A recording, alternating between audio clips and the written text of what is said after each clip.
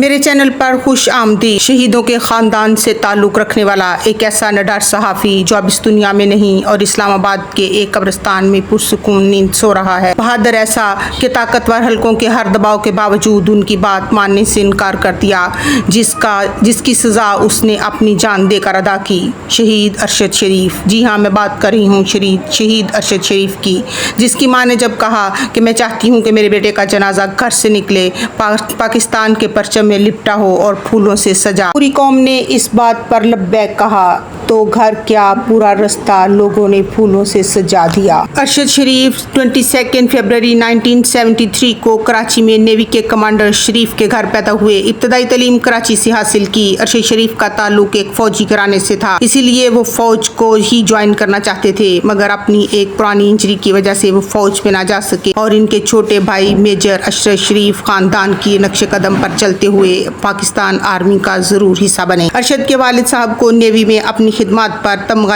امتیاز سے بھی نوازا گیا، جبکہ ان کے بھائی نے شہادت کا مرتبہ پایا۔ ارشد نے اپنی تعلیم جاری رکھی اور جرنلزم کو اپنا پروفیشن بنایا۔ انہوں نے 1993 میں اپنی صحافت کا آغاز کر دیا تھا۔ قائد اعظم یونیورسٹی آف اسلام آباد سے انہوں نے اپنی ڈگری پبلک ایڈمنسٹریشن میں مکمل کی اور باقاعدہ جرنلزم کا آغاز کر دیا۔ ارشد نے 1999 میں اپنے صحافتی کیریئر کا آغاز ویکلی پبلیکیشن پلس سے کیا، ایک رپورٹر اور کالم نویس کے طور پر کام کیا۔ انہوں نے 2001 میں پاکستان کے سب سے بڑے اخبار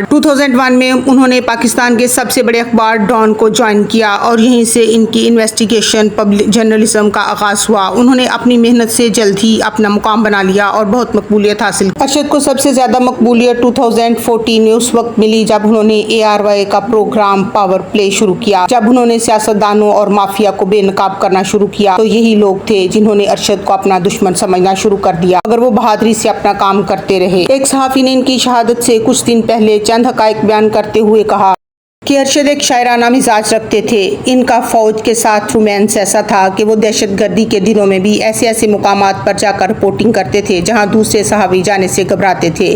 یہ فوج سے جو رومانس تھا، یہ ان کو اپنے والد اور بھائی کی طرف سے ورثے میں ملا تھا۔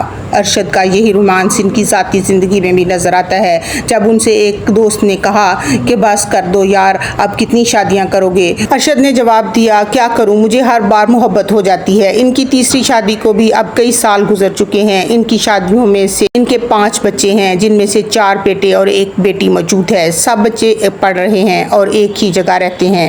ارشد کی زندگی کا سب سے غمگین دن وہ تھا جب ان کے باپ اور بھائی ایک ہی دن اس دنیا سے رخصت ہوئے۔ ان کے والد بیماری کی وجہ سے ہسپتال میں انتقال کر گئے اور جب وہ اپنے والد کے جنازے کی تیاری کر رہے تھے تو اس وقت ان کو ایک شاکنگ نیوز ملی اور وہ یہ تھی کہ ان کے چھوٹے بھائی شہید ہو گئے ہیں۔ ارشد کی محنت اور لگن کے نتیجے میں 2012 میں انہیں آگاہی ایوارڈ دیا گیا۔ 2016 میں انہیں investigative journalist of the year کا ایوارڈ دیا گیا اور 2019 میں ان کو پرائڈ آف پرفارمنس سے نوازا گیا۔ پھر وہ وقت بھی آیا جب ارشد نے طاقتوروں کے سامنے جھکنے سے انکار کر دیا اور ان کے سامنے سوال رکھا وہ کون تھا، اور اس کا نتیجہ یہ نکلا کہ اسے کینیا میں قتل کر دیا گیا۔ Thanks for watching.